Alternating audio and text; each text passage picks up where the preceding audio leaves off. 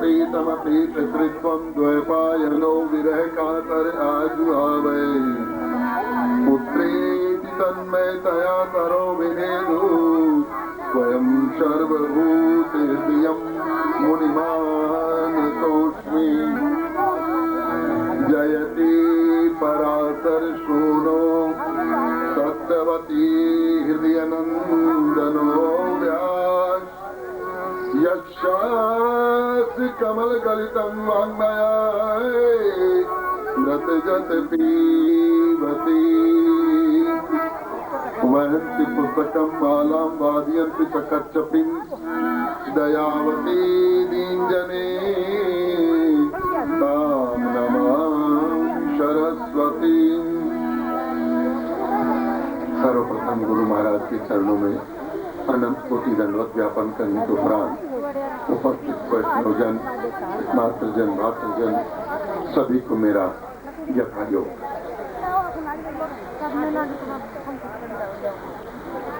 कल के सत्र में हम लोगों ने सनत कुमारों की वैकुंठ यात्रा का विवरण सुना। सनत कुमार वैकुंठ में गए भगवान से मिलने के लिए, गोविंद के दर्शन करने के लिए। भगवान के पार्षदों ने इनके रास्ते में व्यवधान डाला और असभ्य ढंग से व्यवधान डाला। संतों को क्रोध आ गया।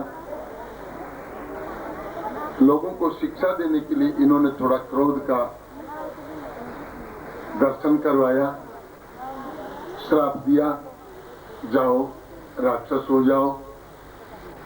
वंदना की, महाराज क्षमा अपराध करें। तब ठाकुर आए। ठाकुर ने कहा महाराज आपने श्राप तो दे दिया, लेकिन थोड़ी छूट इनको दीजिए। इन्होंने कहा कि अगर प्रेम करेंगे तो 7 जन्म लगेंगे, बैर करेंगे तो 3 जन्म। तो ये 3 जन्म में हुए हिरण्याक्ष और हिरण्याकश्यप। एक जन्म हुआ रावण और कुंभकर्ण, तीसरा जन्म हुआ शिशुपाल और दंतवक्र। ये 3 जन्म इनको राक्षस योनि भोगनी पड़ी। इसके बाद में ठाकुर के धाम चले गए। हिरण्याक्ष आया पृथ्वी के ऊपर, अतुलित बलशाली। एक दिन वरुण को पकड़ लिया, मेरे से युद्ध करो। वरुण तो उसके शरीर को देख करके डर गया। महाराज मैंने तो आजकल युद्ध करना छोड़ रखा है, तो मेरे से कोई युद्ध करने वाली शक्ति बताओ। तो वरुण को पता था कि वराह भगवान पृथ्वी को लाने के लिए समुद्र में गए हुए हैं, क्यों न मैं इसकी मुलाकात वराह भगवान से करवा दूं। और उन्होंने कह दिया कि तुमसे युद्ध करने में सक्षम जो व्यक्तित्व है इस समय समुद्र में गया हुआ है, उससे जाके मिल लो। और हिरण्याक्ष ने उसी समय छलांग लगाई, समुद्र में गया। अंदर से उधर जब ये हिरण्याक्ष नीचे जा रहा था और भगवान शुक्र के स्वरूप में अपने यहाँ पोतने के ऊपर धरती माता को, अचला माता को, भूमि माता को रख करके सने सने ऊपर आ रहे थे। रास्ते में वराह भगवान से वराह की और हिरण्याक्ष से मुलाकात हुई। हिरण्याक्ष ने असभ्यता भरे शब्द कहे और युद्ध करने की चेष्टा की। वराह भगवान ने देखते देखते हिरण्याक्ष को गति प्रदान कर दी और भूमि माता को ला करके ब्रह्मा को दी। ब्रह्मा ने मनु महाराज को दी। मनु महाराज ने भूमि को स्थापित किया। इन्हीं मनु महाराज और शत्रुपा जी के 3 पुत्र, 2 पुत्र और 3 पुत्रियां, आकुति, देवहूति और प्रसूति। ये 3 पुत्रियां हुई मनु महाराज को। और 2 पुत्र हुए, एक का नाम प्रियव्रत, दूसरे का नाम उत्तानपाद। परीक्षित महाराज ने सुखदेव जी से कहा कि महाराज मुझे देवहूति और कर्दम की कथा सुनाई है। बड़ी अद्भुत कथा है ये देवहूति और कर्दम की। जो व्यक्ति इस कथा को सुनता है दत्तचित्त होकर, आनंद मग्न होकर के उसके सारे पाप क्षय हो जाते हैं। क्यों? इन्हीं के गर्भ से भगवान का अवतार हुआ था। सांख्य योग का प्रवचन करने के लिए देवहूति माता के गर्भ से कपिल भगवान का अवतार हुआ, इसलिए भगवान की मां है। और ये सिद्ध संत करदम ऋषि ने भगवान की अद्भुत तपस्या की, हजार वर्ष तक तपस्या की। एक दिन भगवान प्रकट हो गए। भगवान को देख करके करदम ऋषि अपने स्थान से खड़े हुए, प्रदक्षिणा की, दंडवत प्रणाम किया। महाराज मैं कृतार्थ हो गया, मेरी तपस्या सफल हो गई, मेरे लिए क्या आदेश है? भगवान ने कहा कि आज के 3 दिन बाद मनु महाराज अपनी पुत्री देवहूति को लेकर के तुम्हारे पास आएंगे, विवाह का प्रस्ताव रखेंगे, मना मत करना। एक बाप अपनी पुत्री को लेकर के अगर लड़के वाले के यहाँ जाता है तो लड़के वाले का धर्म बनता है उनका आदर करे, सत्कार करे, सम्मान करे, अपने बेटे को बेचे नहीं, दहेज के नाम पर लड़की वालों को लूटे नहीं। कथा ये कहती है। इस कथा का इस श्रीमद् भागवत मैं अपने बुद्धि से जो विवेचन करता हूं वो ये कहती है कथा कि पुत्री तो स्वयं दहेज है। अरे उसके माँ बाप ने पुत्री को पढ़ाया है, उसको पाल पोस करके इतना बड़ा किया है, अब वो पुत्री तुम्हारे पास लेकर के आया है, अब इसके ऊपर अगर तुम दहेज मांगते हो तो तुम्हारा जैसा पापी इस दुनिया में कोई है ही। कहने के लिए तुम सभ्य समाज के व्यक्ति तो हो सकते हो, लेकिन भगवान के यहाँ तुम कभी सभ्यता के नाम पर अपना नाम लिखा नहीं सकते। स्वयं भगवान कह रहे हैं कि मनु महाराज आएंगे, देवहूति आएगी, अपनी कन्या को लेकर के आएगी, तुम्हारे साथ विवाह का प्रस्ताव रखेंगी, आप उसको ठुकरा मत देना, अस्वीकार मत करना। और करदम ऋषि ने कहा ठीक है महाराज। गोविंद चले गए। तीसरे दिन ठीक मनु महाराज और शत्रुपा जी अपनी पुत्री देवहूति को लेकर के करदम ऋषि के आश्रम पर आए।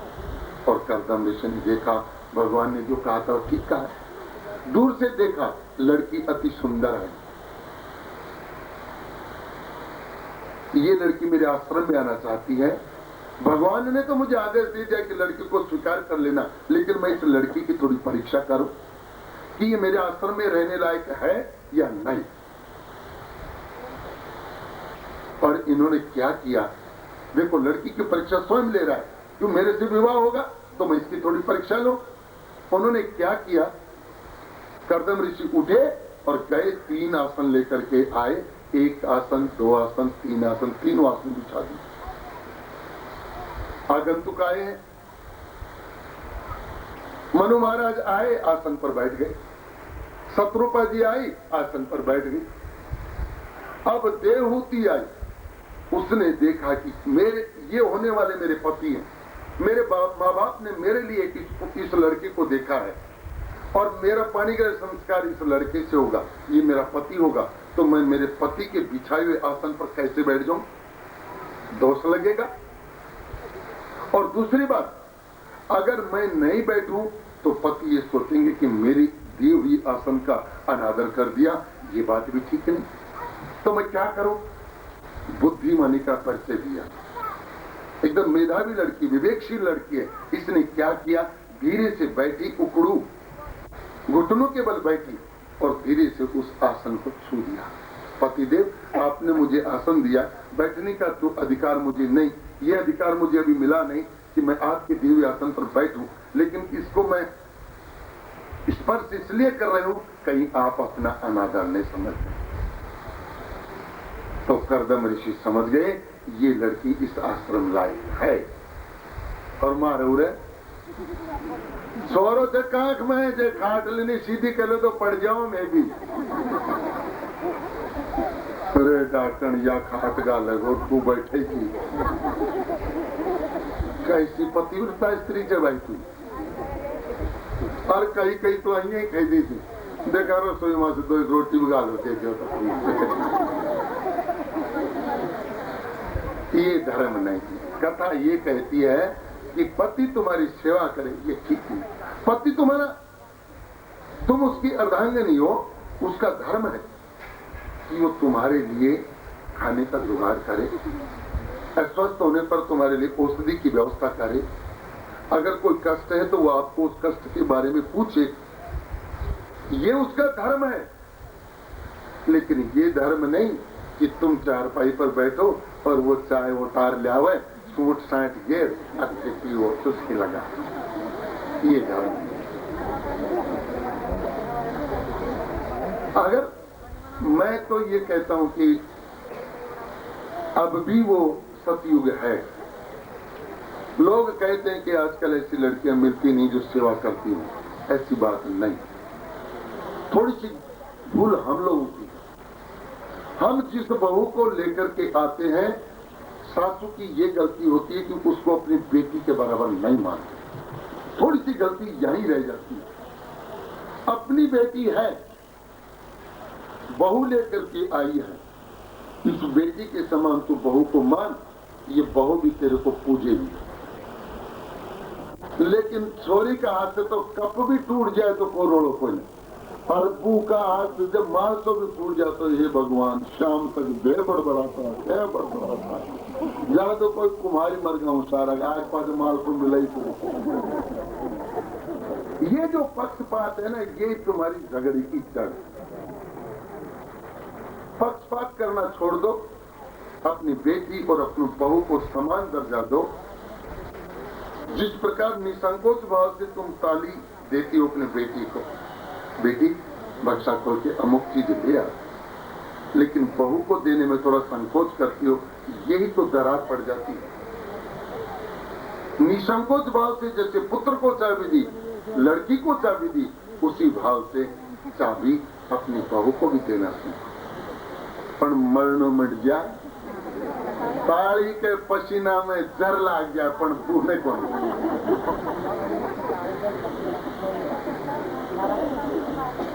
यही जो भेद है, यहीं से झगड़े की शुरुआत। 3 दिन से कथा कर रहा हूं, आज चौथा दिन है। कथा के माध्यम से मैं बार बार एक एक सब्जेक्ट के ऊपर आप लोगों को समझाता हूं। 2 दिन मैंने कहा क्रोध के ऊपर। अगर आप लोगों ने इसको पचाया, इस बात को, क्रोध करना कम किया हो, अगर घर में शांति का पाठ रखना सीखा हो, तो मैं समझूंगा कि मैंने कथा की, वो कथा सार्थक हुई, तब तो मुझे कथा का आनंद आया। अगर भाइयों ने आज से विचार करना शुरू किया हो कि बीड़ी कम पीनी चाहिए, दारू नहीं पीनी चाहिए, नशा नहीं करना चाहिए, घर में जाकर ठुकरेस नहीं जतानी चाहिए, तो मैंने भी सोचा कि कथा इन्होंने सुनी। अगर कोई प्रभाव नहीं पड़ा, सुना नहीं, तो बस इधर से सुना, इधर से। कथा का आनंद तो जब ही है एक एक सूत्र को ग्रहण करें। और मैंने अनुभव किया है, दौसा में अभी मैं कथा करके आया हूं, ये पंडित गवाह हैं, कम से कम 50 लड़कों ने बीड़ी सिगरेट का त्याग कर दिया। कम से कम 20 व्यक्तियों ने ये कसम खाई कि आज के बाद दारू को पीना हमारे लिए हराम, हम दारू नहीं पिएंगे। कम से कम सैकड़ों माताओं ने हाथ ऊपर किए, आज के बाद में घर में झगड़ा नहीं करेंगे। सास कुछ कहेगी तो सुन लेंगे, बहू कुछ कह देगी तो सास सुन लेंगे। 100 माताओं ने हाथ ऊपर कर दिए। तब तो कथा का आनंद। मात्र मनोरंजन के लिए कथा सुनना नहीं, अपना टाइम व्यर्थ गंवाना। जीवन में बदलाव नहीं है। काग भूषण जी हजार वर्ष से तब कथा कर रही। खुद शंकर भगवान ने कहा कि काग भूषण जी, हाँ, एक बार तेरे यहाँ मैंने चोरी की। महाराज, मेरे यहाँ चोरी की? हाँ, क्यों? मैंने ये सुना कि तेरी कथा अद्भुत होती है। जब तू कथा करता है तो ऐसा लगता है जैसे राघवेंद्र सरकार वहां खड़े होकर के नृत्य करते हो। प्रत्येक जीव को ऐसा लगता है कि बस संसार में और कुछ भी नहीं, ये स्थान आनंदमय है। माया वहां से चली जाती है। मैंने जब ये सुना तो मैं तेरी कथा सुनने के लिए गया। जब मैं कथा सुनने के लिए गया तो हजार हजार लाख लाख व्यक्ति तेरी कथा सुन रहे हैं। मैंने सोचा कि अगर शंकर के स्वरूप में जाऊंगा, शिव के स्वरूप में जाऊंगा, कथा में व्यवधान पड़ेगा, लोग खड़े हो जाएंगे मुझे दंडवत करने के लिए। इसलिए मैंने कथा में व्यवधान नहीं डालने के लिए एक उपाय सोचा। क्या? मैं शंकर के स्वरूप में कथा सुनने के लिए नहीं गया, मैं हंस बन करके गया और वह कथा सुनने के लिए तेरे यहाँ हंस बन करके बैठ के कथा सुन करके आया। ये मैंने चोरी की। काकभूषण जी ने कहा, बाबा मेरी कथा में चोरी की है ना, हाँ, तो भेंट नहीं दोगे, दक्षिणा नहीं दोगे? बोलो क्या चाहिए? महाराज मैंने सुना है राघवेंद्र सरकार नर्मद लीला करने के लिए अयोध्या में आए हैं, एक बार दर्शन करा दो। ये मेरी गुरु दक्षिणा हो जाएगी, ये मेरी भेंट हो जाएगी। शंकर बाबा ने कहा लो चलो। तैयार हो गए बाबा, ले चल तेरे को मैं सरकार के दर्शन करवा के लाता हूँ, अयोध्या चलते हैं। लेकिन महाराज ऐसे कौन घुसने देगा? आपकी बड़ी बड़ी दाढ़ी, ये जटा, इसको देख करके तो डर जाएगी माता कौशल्या। नहीं नहीं नहीं, ये लड़के मैं ये इसके दर्शन नहीं करूंगी, कोई और लीला रचो। एक काम करते, क्या एक लीला ऐसी करते हैं कि जल्दी से जल्दी अपन को महल में प्रवेश मिल जाए। बाबा करो। क्या किया इन्होंने? ज्योतिषी का स्वरूप बनाए, ज्योतिषी बने, बुढ़े ज्योतिषी, चश्मा, बड़े नंबरों का चश्मा लगाए और एकदम ठक ठक ठक करके आए अयोध्या में। और काकभूषण जी को बनाया अपना चेला, जवान चेला। एक पीपल के पेड़ के नीचे आकर के बैठे और बैठ करके कहा, इधर से कोई भी आए जाए उनको कहो, पूछ लो अपना भाग्य, मैं उनका भाग्य बताऊंगा। इसी तरह तो वहां प्रवेश मिलेगा। और काकभूषण जी रास्ते पर खड़े हो गए। सेठ जी आए। सेठ जी, हाँ अपना भाग्य जानना चाहते हो? बोले हाँ, आओ मेरे गुरु जी बताएंगे। पकड़ करके लेकर के आए। गुरु जी, हाँ ये सेठ जी दुखी है, थोड़ा इनका भाग्य बता दो, क्या हाल चाल है? अब शंकर से क्या छुपाएगी? सेठ जी, हाँ तुम्हारे 4 लड़के? बोले हाँ हमारा। अरे तुम्हारी बिल्डिंग का मकान पूरा दिस? बोले हाँ हमारा, सामने पीपल, एकदम सही। अच्छा तुम्हारी बड़ी बहू झगड़ा करती है? और महाराज एकदम सत्य बात। तुम्हारी घरवाली को गुजरे 3 साल हो गए। ये तो भगवान है, ज्योतिषी नहीं, ये तो भगवान है। महाराज सेठ जी गया बाजार में, महाराज ऐसा ज्योतिषी आज आपने देखा ही नहीं। मेरी एक एक बात बता दी, भीड़ लगी। समाचार पहुंचा अयोध्या नगरी के राज दरबार में कौशल्या माँ के पास, माँ हाँ एक ऐसा ज्योतिषी आया है जो सब कुछ बता देता है। दासियों को कहा यहाँ लाओ। अरे राघवेंद्र सरकार को दिखाएं, ये लाला हुआ है, इसके हस्तरेखा दिखाएं, कैसा बनेगा, क्या होगा। बस सैनिक दौड़े और आए। बाबा को कहा, बाबा हाँ महल में चलो। और खुशी के मारे प्रसन्न हो गया। कहा वो हमारे यहाँ राजा के यहाँ छोटा लड़का राम लक्ष्मण सुन करके गदगद हो गया, उसी को देखने के लिए तुम आया हूँ। खड़ा हो गया, चलने लगा तो पीछे से काकभूषण जी ने कुर्ता खींचा। कहाँ जा रहे? दर्शन कराने के लिए मुझे लाए, जा रहे हो अकेले? अरे भैया इसको भी साथ ले चलो। नहीं नहीं बाबा ये नहीं जा सकता। माता ने कहा एक ही को लाना, राज दरबार में हर किसी का थोड़ी प्रवेश है। शंकर बाबा बोले अब? तो काकभूषण जी रोने लगे, छोड़ना मत बाबा, कोई तरकीब से मुझे ले चलना। तो शंकर भगवान ने एक खेल खेला। अरे भैया समस्या एक है, क्या? इसको ले चलना पड़ेगा। क्यों? मुझे कम दिखता है, पंचांग ये पड़ेगा, फल मैं लगाऊंगा, तब काम बनेगा। और काकभूषण जी प्रसन्न हो गए। सैनिकों ने कहा चलो तो फिर इसको भी ले चलो। दोनों प्रसन्न मुद्रा में गए। यह है कथा का आनंद। किसी का साथ पकड़ो तो छोड़ो मत, छोड़ो मत। मुरारी बापू कहा करते हैं, अगर गोबर में सोने की अंगूठी पड़ी हुई हो तो क्या छोड़ दोगे? उठा लोगे। कीचड़ में अगर चांदी का रुपया तुम्हें नजर आ जाए तो क्या उसको छोड़ दोगे? उठा लोगे। उसी तरह अगर कहीं खड्डे में तुम्हारा भाई गिरा हुआ है, कहीं कष्ट में तुम्हारा भाई गिरा हुआ है, उसको उठा लो, छोड़ो मत। कथा ये कहती है, अपना साथ किसी को पकड़ा है, किसी को बंधु बनाया, किसी को सखा बनाया है, किसी को प्रेमी बनाया है, तो उसको रास्ते में छोड़ना मत। शंकर भगवान की तरह से साथ ले ले। ये जीवन का आनंद है। तो महाराज देवहूति ने क्या किया, आसन को स्पर्श कर दिया। कर्दम ऋषि ने कहा कि बड़ी मेधावी लड़की है, इसके साथ विवाह करूंगा, पानी ग्रहण संस्कार करूंगा। महाराज आपकी लड़की हमें पसंद है, इसको हम आश्रम में रखने के लिए सहर्ष स्वीकार। बड़े आनंदित हो गए जिस माँ बाप की लड़की का विवाह हो जाए और वो भी सकुशल प्रसन्नता पूर्वक हो जाए, उस माँ बाप का खुशी का ठिकाना नहीं। श्री कृष्ण गोविंद हरे मुरारे।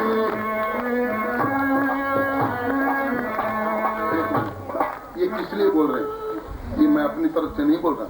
देवहूति और कर्दम का विवाह हुआ, इसलिए कीर्तन जरूरी है। आप लोग विवाह में गीत गाते हो तो हमारे यहाँ कीर्तन गाओ। श्री कृष्ण गोविंद हरे मुरारे,